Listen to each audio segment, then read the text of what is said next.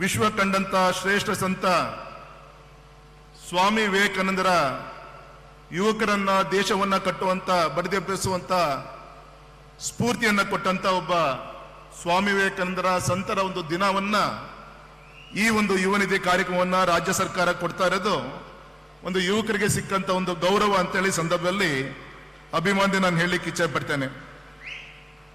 ಇಡೀ ನಮ್ಮ ಪ್ರಪಂಚದಲ್ಲಿ ಹೆಚ್ಚಿನ ಒಂದು ಯುವ ಶಕ್ತಿಯನ್ನ ಹೊಂದಿರುವಂತ ದೇಶ ಒಂದು ಭಾರತ ದೇಶ.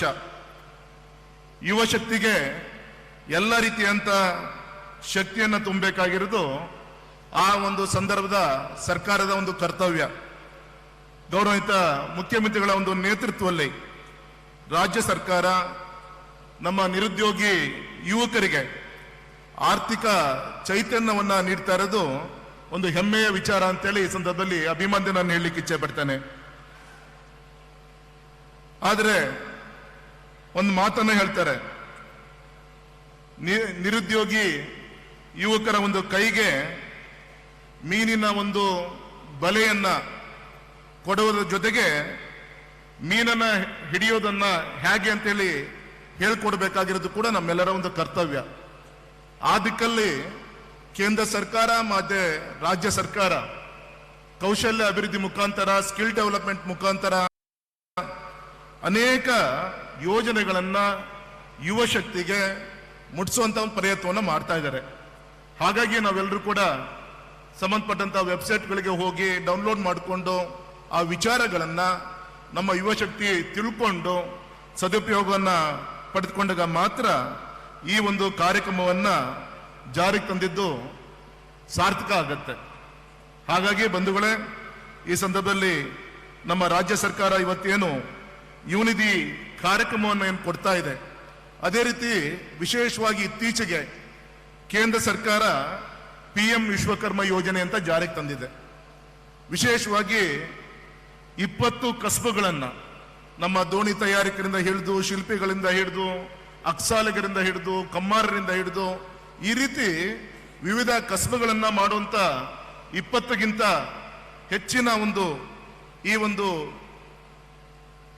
ಕೆಲಸ ಕಾರ್ಯ ಮಾಡುವಂತ ಈ ಯೋಜನೆಗಳೇನಿದೆ, ಆನ್ಲೈನ್ ಮುಖಾಂತರ ನಾವು ಕೂಡ ಬ್ಯಾಂಕ್ನಲ್ಲಿ ಮೊದಲು ಬ್ಯಾಂಕಿಗೆ ಸಾಲ ತೆಗೆದುಕೊಳ್ಳಲಿಕ್ಕೆ ನಾವು ಮಂಡಿ ಊರಿ ಬ್ಯಾಂಕಿಗೆ ಹೋಗಿ ಕೂಡಬೇಕಾಗಿತ್ತು.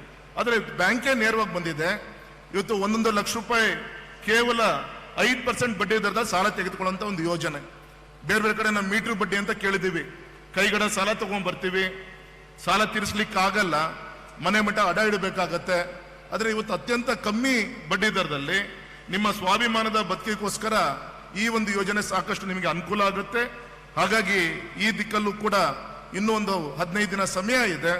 ಸರಿಯಾದ ರೀತಿಯಲ್ಲಿ ತಾವೆಲ್ಲರೂ ಕೂಡ ಉಪಯೋಗಿಸ್ಕೊಳ್ಳುವಂತ ಒಂದು ಪ್ರಯತ್ನವನ್ನ ಮಾಡಬೇಕು ಅಂತ ನಾನು ವಿನಂತಿಯನ್ನ ಮಾಡ್ತೀನಿ. 21ನೇ ಶತಮಾನ ಭಾರತೀಯರ ಶತಮಾನ. ಸ್ವಾತಂತ್ರ್ಯ ಬಂದು 75 ವರ್ಷ ಆಯಿತು. ನಾಳೆ 2047ನೇ ಇಸ್ವಿಗೆ 100 ವರ್ಷಗಳು ಭಾರತಕ್ಕೆ ಈ ಒಂದು ಅಮೃತಗಳಿಗೆ ತುಂಬುತ್ತಿರುವಂತಹ ಈ ಸಂದರ್ಭದಲ್ಲಿ ನಾವೆಲ್ಲರೂ ಕೂಡ ಈ ನಾಡಿಗೆ ಶಕ್ತಿ ತುಂಬುವಂತ ಕೆಲಸವನ್ನ ಮಾಡೋಣ ಅಂತೇಳಿ ಈ ಸಂದರ್ಭದಲ್ಲಿ ವಿನಂತಿಯನ್ನ ಮಾಡ್ಕೊಂತ, ಇಡೀ ಸರ್ಕಾರ ಇವತ್ತು ನಮ್ಮ ಮಲೆನಾಡು ಭಾಗಕ್ಕೆ ಮೊದಲೇ ಬಾರಿಗೆ ಗೌರವಿತ ಮುಖ್ಯಮಂತ್ರಿಗಳು ಬಂದಿದ್ದಾರೆ, ಗೌರವಿತ ಉಪಮುಖ್ಯಮಂತ್ರಿಗಳು ಬಂದಿದ್ದಾರೆ, ಇಡೀ ಮಂತ್ರಿಮಂಡಲ ಇವತ್ತು ಹೆಚ್ಚು ಕಮ್ಮಿ ಇಲ್ಲಿ ವೇದಿಕೆ ಮೇಲೆ ಇದ್ದಾರೆ. ನಮ್ಮ ಮಲೆನಾಡು ಪರವಾಗಿ ಈ ಸಂದರ್ಭದಲ್ಲಿ ಮತ್ತೊಮ್ಮೆ ಹೃತ್ಪೂರ್ವಕವಾಗಿ ನಾನು ಸ್ವಾಗತವನ್ನ, ಅಭಿನಂದನೆಯನ್ನ ಈ ಸಂದರ್ಭದಲ್ಲಿ ನಾನು ಸಲ್ಲಿಸ್ತಾ, ನಮ್ಮ ಮಲೆನಾಡಿನ 1-2-3 ಬೇಡಿಕೆಗಳನ್ನ ತಮ್ಮ ಗಮನಕ್ಕೆ ತರಲಿಕ್ಕೆ ಇಚ್ಛೆ ಪಡ್ತೇನೆ. ಗೌರವಿತ ಮಾಜಿ ಮುಖ್ಯಮಂತ್ರಿಗಳಾದಂತಹ ದಿವಂಗತ ಬಂಗಾರಪ್ಪನವರು ಮುಖ್ಯಮಂತ್ರಿಗಳಿದ್ದಾಗ ನಮ್ಮ ಶಿವಮೊಗ್ಗದ ಕೃಷಿ ವಿಶ್ವವಿದ್ಯಾಲಯನ್ನ ಶುರು ಮಾಡಿದ್ರು. ಆದರೆ ಇವತ್ತು ಅದು ಅಗ್ರಿಕಲ್ಚರ್, ಹಾರ್ಟಿಕಲ್ಚರ್ ಇಂಟಿಗ್ರೇಟೆಡ್ ಯೂನಿವರ್ಸಿಟಿ ಆಗಿ ಸನ್ಮಾನಿಸಿದ ಯಡಿಯೂರಪ್ಪನವರು ಮುಖ್ಯಮಂತ್ರಿ ಇದ್ದಾಗ ಅದನ್ನು ಅಪ್ಗ್ರೇಡ್ ಮಾಡುವಂತ ಕೆಲಸ ಆಗಿದೆ. ಇವತ್ತು ಇರುವಕ್ಕೆ ಅಂತ ಹೇಳಿ 1,000 ಎಕರೆಯಲ್ಲಿ ಒಂದು ಅಂತಾರಾಷ್ಟ್ರೀಯ ಮಟ್ಟದ ಒಂದು ಯೂನಿವರ್ಸಿಟಿ ಆಗಿದೆ. ಅಲ್ಲಿ ಇನ್ಫ್ರಾಸ್ಟ್ರಕ್ಚರ್ ಡೆವಲಪ್ಮೆಂಟ್ ಆಗ್ಲಿಕ್ಕೆ ಇನ್ನೂ ಹೆಚ್ಚಿನ ಒಂದು ರಾಜ್ಯ ಸರ್ಕಾರದ ಸಹಕಾರ ತುಂಬಾ ಅವಶ್ಯಕತೆ ಇದೆ. ಮತ್ತೆ ಹಿಂದಿನ ಒಂದು ಕ್ಯಾಬಿನೆಟ್ನಲ್ಲಿ ನಮ್ಮ ಶಿವಮೊಗ್ಗಕ್ಕೆ ಆಯುರ್ವೇದಿಕ್ ಯೂನಿವರ್ಸಿಟಿ ಸ್ಯಾಂಕ್ಷನ್ ಆಗಿತ್ತು. ಸುಮಾರು ಏರ್ಪೋರ್ಟ್ ಮುಂಭಾಗದಲ್ಲಿ 40 ಎಕರೆ ಜಾಗ ಇದೆ. ದಯಮಾಡಿ ಗೌರವಿತ ಮುಖ್ಯಮಂತ್ರಿಗಳಿಗೆ ನಮ್ಮ ಮಲೆನಾಡಿನ ಪರವಾಗಿ ನಾನು ವಿನಂತಿಯನ್ನು ಮಾಡ್ಕೊಂತೀನಿ. ನಾಳೆ ಕೊಡುವಂತ ಬಜೆಟ್ನಲ್ಲಿ ಸ್ವಲ್ಪ ಈ ವರ್ಷಕ್ಕೆ ಬೇಕಾದಂಥ ಮೊತ್ತವನ್ನು ಕೊಟ್ಟರೆ ಆ ಯೂನಿವರ್ಸಿಟಿಯ ಕನ್ಸ್ಟ್ರಕ್ಷನ್ ಅನ್ನ ಶುರು ಮಾಡಲಿಕ್ಕೆ ಸಾಕಷ್ಟು ಅನುಕೂಲ ಆಗುತ್ತೆ ಅಂತೇಳಿ ಈ ಸಂದರ್ಭದಲ್ಲಿ ವಿನಂತಿಯನ್ನು ಮಾಡ್ಕೊಂತ, ಈಗ ತಾನೇ ತಾವು ಬಂದಂತ ವಿಮಾನ ನಿಲ್ದಾಣ ನಮ್ಮ ಮಲೆನಾಡು ಭಾಗದಲ್ಲಿ ಕೇವಲ ಶಿವಮೊಗ್ಗಕ್ಕಷ್ಟೇ ಸೀಮಿತ ಅಲ್ಲ, ನಮ್ಮ ಶಿವಮೊಗ್ಗ, ಚಿಕ್ಕಮಗಳೂರು, ಚಿತ್ರದುರ್ಗ, ದಾವಣಗೆರೆ ಈ ಮಧ್ಯ ಕರ್ನಾಟಕದ ಒಂದು ಕೇಂದ್ರವಾಗಿ ನಮ್ಮ ಶಿವಮೊಗ್ಗದ ವಿಮಾನ ನಿಲ್ದಾಣ ತನ್ನ ಕೆಲಸವನ್ನ ಮಾಡ್ತಾ ಇದ್ದಾರೆ. ಇವತ್ತು ಕೂಡ ನೈಟ್ ಲ್ಯಾಂಡಿಂಗ್ ಫೆಸಿಲಿಟಿ ಸ್ವಲ್ಪ ಕೆಲಸ ಬೇಗ ಆಗಬೇಕಾಗಿದೆ. ವಿಸಿಬಿಲಿಟಿ ಇಶ್ಯೂಸ್ಗಳಿದೆ. ಗೌರವಿತ BR ಪಾಟೀಲ್ ರವರನ್ನು ಕೂಡ ಇನ್ಫ್ರಾಸ್ಟ್ರಕ್ಚರ್ ಮಿನಿಸ್ಟರ್ ಹತ್ರ ತಮ್ಮ ಮುಖಾಂತರ ನಾನು ವಿನಂತಿಯನ್ನು ಕೂಡ ಮಾಡ್ಕೊಂಡಿದ್ವಿ.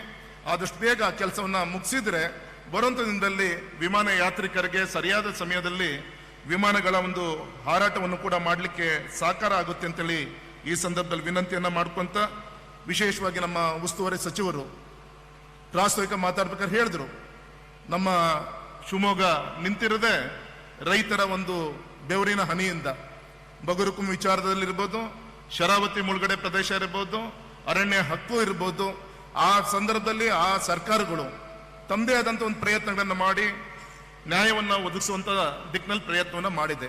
ಆದರೆ ಇನ್ನೂ ಮುಟ್ಟಬೇಕಾದಂಥ ಆ ಫಲಾನುಭವಿಗಳಿಗೆ, ಆ ರೈತನಿಗೆ ಇನ್ನೂ ಸವಲತ್ತು ಕೂಡ ಮುಟ್ಟುವಂಥ ದಿಕ್ಕಿನಲ್ಲಿ ಹಿನ್ನಡೆ ಆಗಿದೆ. ಹಾಗಾಗಿ ಬರುವಂಥ ದಿನದಲ್ಲಿ ತಮ್ಮ ಸಹಕಾರ ಮತ್ತೆ ನಮ್ಮ ಕೇಂದ್ರದ ಸಹಕಾರದಿಂದ ಒಟ್ಟಾಗಿ ರೈತರಿಗೆ ಆ ಒಂದು ಶರಾವತಿ ಮುಳುಗಡೆಯ ಹಕ್ಕುಪತ್ರ ಏನು ಸಿಗಬೇಕು, ಟೆಕ್ನಿಕಲ್ ಇಶ್ಯೂಯಿಂದ ಅನೇಕ ಸಮಸ್ಯೆಗಳು ಏನಾಗಿದೆ, ಆ ದಿಕ್ಕಲ್ಲಿ ಶಕ್ತಿ ತುಂಬುವಂಥ ಕಾರ್ಯವನ್ನ ನಿಮ್ಮೆಲ್ಲರ ಸಹಕಾರದಿಂದ ಮಾಡಿ ಅವರಿಗೆ ನ್ಯಾಯವನ್ನು ಒದಗಿಸುವಂಥ ಕೆಲಸವನ್ನ ಮಾಡೋಣ. ಆ ದಿಕ್ಕಲ್ಲಿ ನಿಮ್ಮ ಆಶೀರ್ವಾದ ಇರಬೇಕು ಅಂತೇಳಿ ವಿನಂತಿಯನ್ನ ಮಾಡ್ಕೊಂತ, ಮತ್ತೊಮ್ಮೆ ಈ ಪವಿತ್ರವಾದಂಥ ಒಂದು ಕಾರ್ಯಕ್ರಮವನ್ನ ನಮ್ಮ ಮಲೆನಾಡಲ್ಲಿ ಉದ್ಘಾಟನೆಯನ್ನು ಮಾಡಿ ಯುವಕರಿಗೆ ಒಂದು ವಿಶ್ವಾಸ ತುಂಬುವಂಥ ಕೆಲಸವನ್ನು ಮಾಡಿದಂಥ ಗೌರವಿತ ಮುಖ್ಯಮಂತ್ರಿಗಳಿಗೆ, ಉಪಮುಖ್ಯಮಂತ್ರಿಗಳಿಗೆ, ವೇದಿಕೆ ಮೇಲಿರುವಂಥ ಎಲ್ಲ ಗೌರವಿತ ಹಿರಿಯರಿಗೆ ನಮ್ಮ ಮಲೆನಾಡಿನ ಪರವಾಗಿ ಹೃತ್ಪೂರ್ವಕವಾಗಿ ವಂದನೆ, ಅಭಿನಂದನೆ ತಿಳಿಸಿ ನನ್ನ ಮಾತನ್ನು ಮುಗಿಸ್ತೀನಿ. ನಮಸ್ಕಾರ.